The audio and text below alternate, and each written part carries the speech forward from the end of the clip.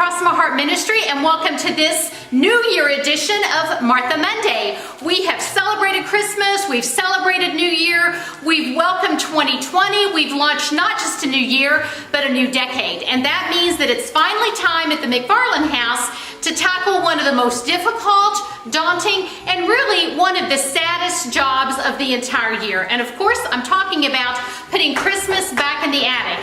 So I'm here ready today to start that task. I've got my boxes ready. They're nice and green to find their way up in the attic and where they will live.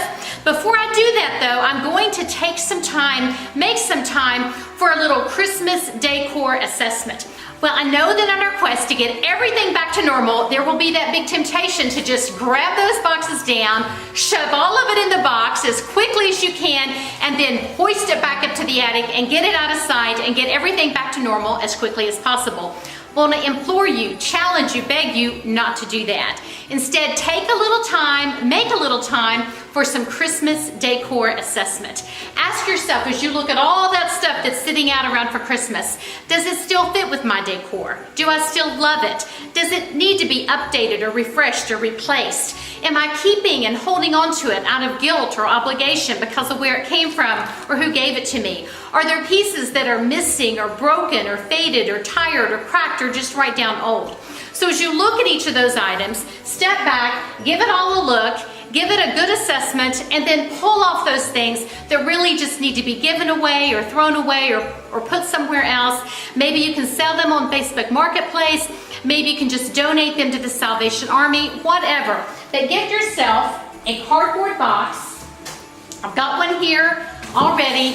Don't let that stuff go back in your permanent boxes. Go ahead and put it in here. If it's in the cardboard box, then that tells you that it's not going back into the attic. So after you pull those things off and put it in here, that's part of what's going to go away. Now, if you're like me, when you get those boxes down from the attic, when you take the lids off, you're going to look inside, and there are a few things that you just didn't put out this year because you really know that you just don't like those things or they just don't work anymore and you just haven't had the courage to release them. So anything that's still in the box is also a good candidate to go in the cardboard box and out the door. When you get all those things in the cardboard box, go ahead and deal with them immediately. If you're going to try to sell them on Amazon or eBay or Facebook Marketplace, go ahead and grab your phone, take the pictures, list them immediately. The things you're just go ahead and cart off and give to Salvation Army or Goodwill, put them in your car, get it taken care of right away. If it's in your car, the next time you go out to do errands, you can drop that off, it's out of sight, out of mind, and it's out the door.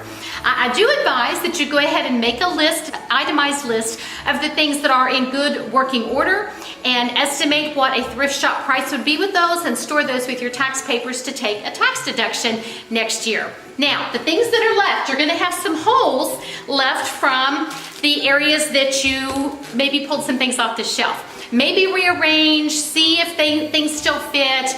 Make a list of maybe some items that you want to replace for next year. If you want to buy a candle or a picture frame or a new nativity set, whatever that Christmas decor item is, this is a great time of the year to buy those things. Everything is on clearance, 50, 75%.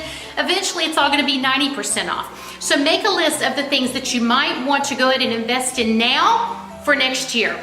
Then, here's what I like to do.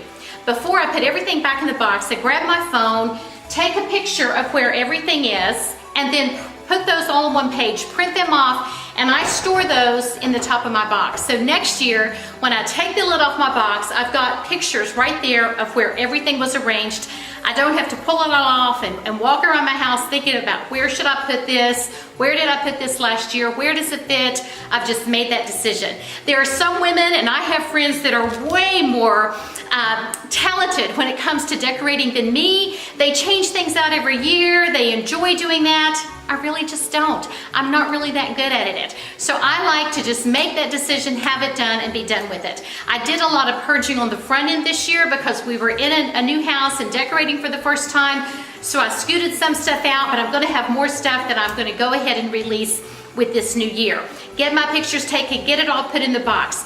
Now, The next thing that you can do with taking advantage of these after Christmas sales is to go ahead and make a list of the consumables that might need to be replenished next year.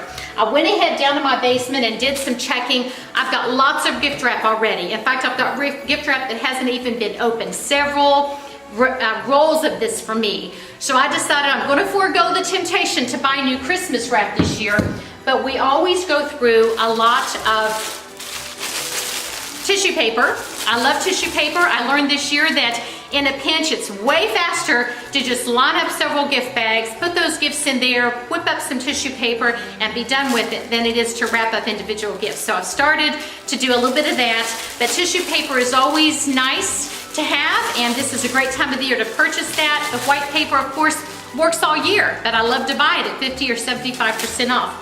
The other thing that I like to invest in after Christmas are napkins. I love festive napkins. I love using Christmas napkins.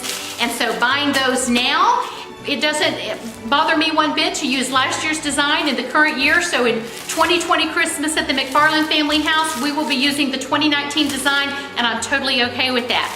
So whatever you invest in with the after Christmas sales at a great price, set yourself a budget, because even though it's on sale, you can still blow the budget if you spend too much. So go armed with your list and your budget, and when you get all these things purchased, if they are napkins or tissue paper that's clearly Christmas, go ahead and store those away with all your Christmas decorations, so when you pull those out of the attic next year, you're going to remember that you have them.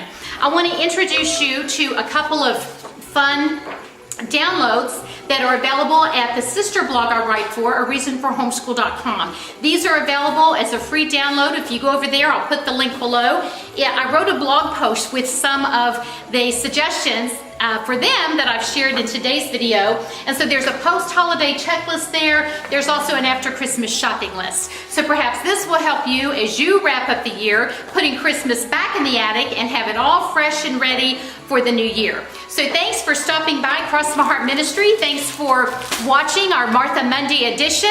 I'm Laura McFarland, and if you're not a regular subscriber, go ahead and click that big red subscribe button, and then you'll never miss a single episode. We'll send you an email each time we publish a new broadcast. We'd love to hear your comments below. Let us know what your favorite thing to buy with after Christmas sales is. In fact, let us know what your best buy this post-holiday shopping season has been. Until next time, I'm Laura McFarland. Happy New Year and happy post-Christmas shopping.